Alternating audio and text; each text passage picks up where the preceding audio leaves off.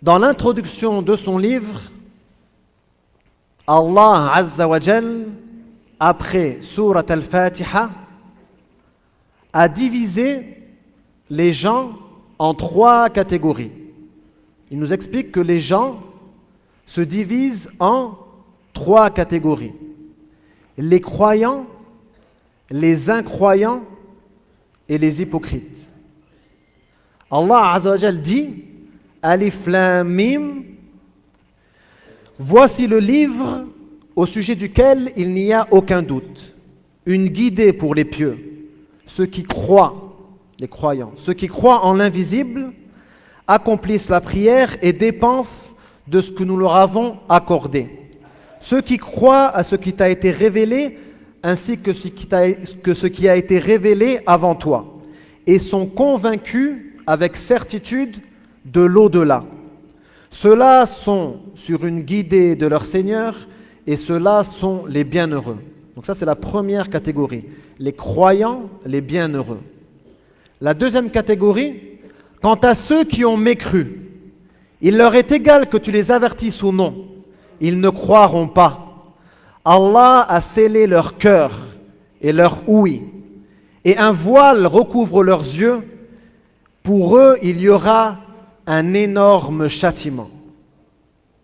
La troisième catégorie vient après, et parmi les gens, il y en a qui disent « Nous croyons en Allah et au jour dernier », mais en réalité, ils ne sont pas croyants. Ils cherchent à tromper Allah et les croyants, mais en vérité, ils ne trompent qu'eux-mêmes et ne s'en rendent pas compte. Wal'iyadhu billah. Dans le cœur, il y a une maladie, et Allah aggrave cette maladie. Ils auront un châtiment douloureux à cause de leurs mensonges. Et ensuite, Allah continue à décrire cette catégorie. Les hypocrites. L'hypocrisie a différents degrés. Le pire degré d'hypocrisie, c'est de faire semblant de croire et de cacher l'incroyance. Faire semblant de croire, en vérité, à l'intérieur, la personne sait très bien qu'elle ne croit pas. Ça, c'est le pire degré. La personne n'est plus musulmane si elle est hypocrite de la sorte. Et il y a plusieurs degrés d'hypocrisie dans les sous-sols de l'égarement. Allah a qualifié chacun de ces degrés comme une perversion et une transgression. Beaucoup de gens se demandent pourquoi ces gens qui ont été qualifiés de pervers et de transgresseurs n'acceptent pas la guidée. Et malgré qu'ils entendent les exhortations, cela ne leur est aucunement utile. Les gens se demandent comment, en voyant la fin des corrupteurs, ces gens restent-ils dans leur perversion? Et certaines personnes espèrent même pouvoir les guider et espèrent être une cause de bien pour eux. Et nous allons ici expliquer les causes qui font que ces gens ne peuvent être guidés et que le musulman doit seulement montrer le chemin du bien et son devoir se limite à ceci. Donc premièrement, ceux que Dieu a qualifiés de pervers se voient eux-mêmes comme les gens de la piété et de la réforme et voient les croyants comme des corrupteurs. Allah dit au début de Surat al-Baqarah, après ce que je viens de lire, et quand on leur dit ne semez pas la corruption sur terre, ne soyez pas des corrupteurs, ils répondent nous ne sommes que des réformateurs. C'est comme s'ils disaient qu'ils n'avaient aucune caractéristique si ce n'est la réforme. Allah répond en vérité ce sont eux les corrupteurs, mais ils ne s'en rendent pas compte. Ils ne s'en rendent pas compte. Donc comment peuvent-ils être guidés si eux-mêmes se voient sur le bien et la réforme? Deuxièmement, la plupart d'entre eux ne manquent pas de connaissances, ni d'arguments. il sait très bien sur quoi il se trouve. Allah dit, nous leur avons donné des preuves évidentes concernant l'affaire, concernant la foi. Mais ils ne se sont disputés qu'après avoir reçu la connaissance par jalousie entre eux. Dans un autre verset, Allah dit, même s'ils voient chaque signe, ils n'y croiront pas. Et s'ils voient le chemin de la droiture, ils ne le prendront pas. Et s'ils voient le chemin de l'égarement, ils le prendront. Ceci parce qu'ils ont rejeté nos signes et s'en sont détournés. Donc ils savent très bien quel est le chemin de la guidée, le chemin de la droiture, et quel est le chemin de l'égarement et du mal. Et malgré ceci, ils choisissent volontairement le chemin du mal et de l'égarement. C'est pour ça que Allah a dit au sujet des gens de Pharaon, et ils les nièrent les signes d'Allah. Ils nièrent les signes d'Allah alors que leurs âmes en étaient convaincues, par injustice et par orgueil. Regarde donc quelle fut la fin des corrupteurs. Allah Azza wa Jal nous a informé au sujet de ceux qui ont été qualifiés de pervers qu'ils considèrent les croyants comme étant des ignorants et des arriérés. Par conséquent, ils ne répondent aux exhortations des croyants que par la moquerie et le mépris. Allah Azza wa Jal dit, et quand on leur dit, croyez comme les gens ont cru, croyez comme les croyants ont cru. Ils disent, croirons-nous comme les faibles d'esprit ont cru? Pour eux, les croyants, c'est des faibles d'esprit, des ignorants. En vérité, ce sont eux les faibles d'esprit, mais ils ne le savent pas. Et quand ils rencontrent les croyants, ils disent, nous croyons. Mais lorsqu'ils se retrouvent seuls avec leurs démons, ils disent, nous sommes avec vous, nous ne faisons que nous moquer d'eux. Ils se moquent des croyants. Allah dit également, même s'ils voient chaque signe, même s'ils voient chaque miracle, ils n'y croiront pas. Et lorsqu'ils viennent à toi pour discuter, ceux qui ont mécru disent, ce ne sont que des légendes anciennes. Le Coran et les récits qu'il y a dans le Coran ne sont que des légendes anciennes. C'est les arriérés qui y croient. Pour eux, c'est des récits et des contes d'arriérés. Et c'est pour ça qu'ils ne répondent aux croyants, aux exhortations des croyants, que par la moquerie et le mépris. Ceci est dû à leur orgueil et à leur doute. Ils doutent de deux choses. Ils doutent qu'ils rencontreront un jour leur Seigneur et ils doutent que leur Seigneur sache vraiment ce qu'ils font.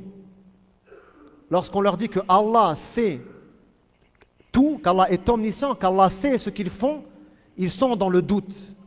Allah Azza wa Jal dit à ce sujet, en vérité, ils sont dans le doute au sujet de la rencontre avec leur Seigneur, de la résurrection. Il dit également, ceux qui ont pris leur religion comme jeu et amusement, et que la vie d'ici-bas a trompé, aujourd'hui, nous les oublions, c'est-à-dire nous les délaissons, comme ils ont oublié la rencontre de ce jour-ci, du jour de la résurrection, et comme ils rejetaient nos signes. En ce qui concerne leur doute par rapport à l'omniscience d'Allah, Allah nous informe, vous ne pouviez pas vous cacher pour que votre ouïe, vos yeux et vos peaux ne témoignent contre vous. Personne ne peut se cacher de sa propre vue, de sa propre ouïe, de sa propre peau. Donc, c'est pour ça que Allah les fera témoigner contre chacun le jour de la résurrection. Sa propre peau témoignera contre la personne le jour de la résurrection. Vous ne pensiez qu'Allah ne savait pas grand-chose de ce que vous faisiez, que Allah ne savait pas ce que vous faisiez. Et cette pensée que vous aviez au sujet de votre Seigneur vous a perdu, vous a amené à l'annihilation, vous a amené à la perte. et vous voilà maintenant parmi les perdants. Allah dit également au début de Surat Al-Baqarah, parmi les gens, certains disent, nous croyons à Allah et au jour dernier. Mais en réalité, ils ne sont pas croyants. Ils cherchent à tromper Allah et à tromper ceux qui ont cru, mais ils ne trompent qu'eux-mêmes et ne s'en rendent pas compte. Dernièrement, ces gens-là pensent que quoi qu'ils fassent comme péché et quoi qu'ils fassent comme désobéissance et perversion, Allah leur pardonnera. Et ils pensent pouvoir se repentir avant la fin de leur délai de vie. Alors que le repentir est obligatoire directement lorsqu'on fait un péché. On doit directement délaisser le péché et se repentir à Allah, parce qu'on ne sait pas dans quelle situation on va mourir et quand est-ce qu'on va mourir. La mort peut venir n'importe quand, elle peut venir à cet instant même. Personne ne peut le savoir. C'est pour ça que Allah dit, est-ce que ceux qui commettent des méfaits croient pouvoir nous échapper, croient pouvoir être plus rapides que le délai que nous avons fixé pour leur vie? Quel mauvais jugement ils ont. Et dans un autre verset, Allah dit, ô vous qui croyez, répondez à Allah et aux messagers quand ils vous appellent à ce qui vous donne la vie. Et sachez qu'Allah s'interpose entre l'homme et son cœur. Comment Allah s'interpose entre l'homme et son cœur? Ça signifie qu'au moment de la mort, la personne qui était dans le péché et la perversion ne pourra se repentir. Il n'aura pas cette présence d'esprit, cette prise de conscience du repentir avant la mort. Allah se mettra entre lui et son cœur à cause des péchés qu'il a fait toute sa vie et desquels il ne s'est pas repenti. Et c'est vers lui que vous serez rassemblés, c'est vers Allah que vous serez rassemblés. Donc ces gens-là comptent sur la miséricorde d'Allah avec arrogance et orgueil, et ils ne se repentent jamais sincèrement. C'est pour ça que Allah Azza wa Jal dit, après eux vinrent des successeurs qui héritèrent du livre, mais qui prirent les biens de ce monde injustement. Ils vivaient par la corruption et par la prise des biens de ce bas monde injustement, avec injustice. Et ils dirent, nous serons pardonnés. Malgré que ces gens vivent dans le haram, ces gens vivent dans l'illicite, dans l'injustice, dans l'oppression, ils disent, Allah nous pardonnera. Ce n'est pas la confiance en Allah. Ceci est un égarement. Ces gens-là sont dans le danger qu'Allah se mette entre leur cœur et entre la repentance le jour de leur mort. Wal'iyadhu billah. أقول قولي هذا وأستغفر الله لي ولكم ولجميع المؤمنين والمؤمنات فاستغفروه إنه غفور رحيم.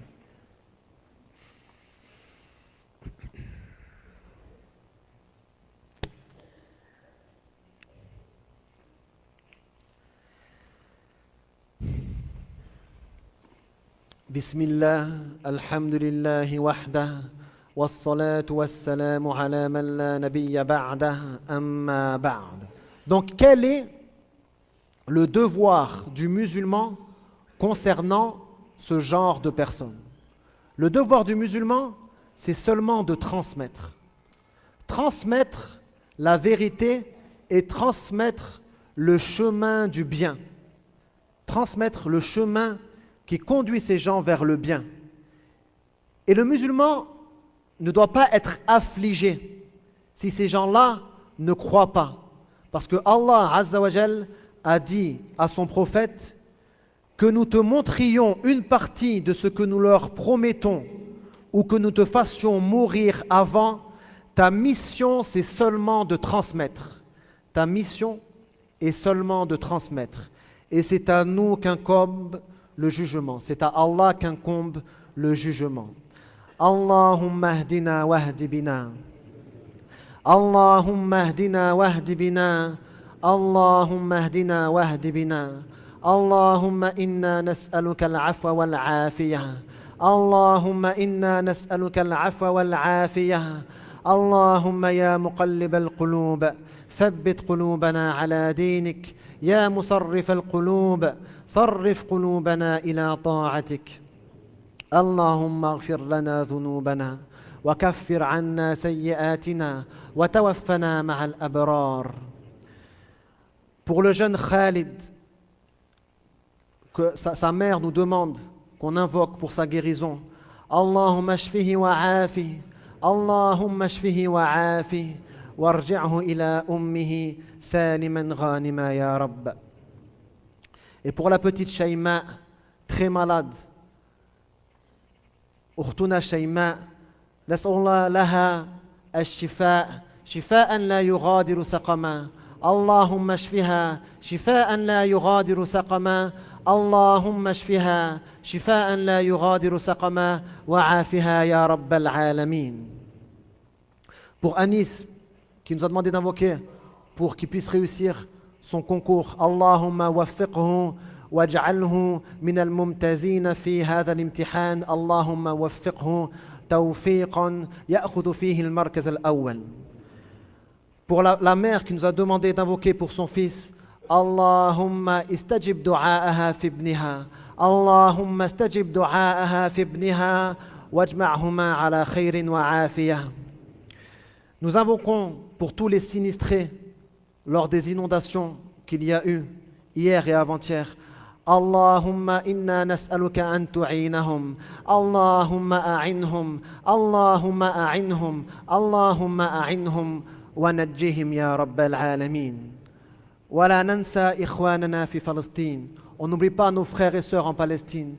اللهم نجِ إخواننا وأخواتنا في فلسطين اللهم نجهم من عدوان الظالمين وأطعمهم واسقهم وانصرهم يا رب العالمين واشف مرضاهم وداو جرحاهم وارحم موتاهم وتقبل شهداءهم.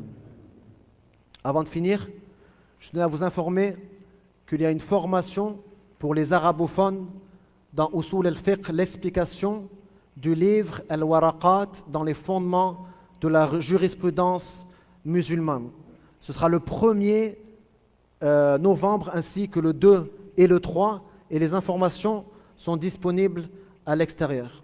Allahumma salli wa sallim ala nabiyyina Muhammadin wa ala alihi wa sahbihi aqimis salah.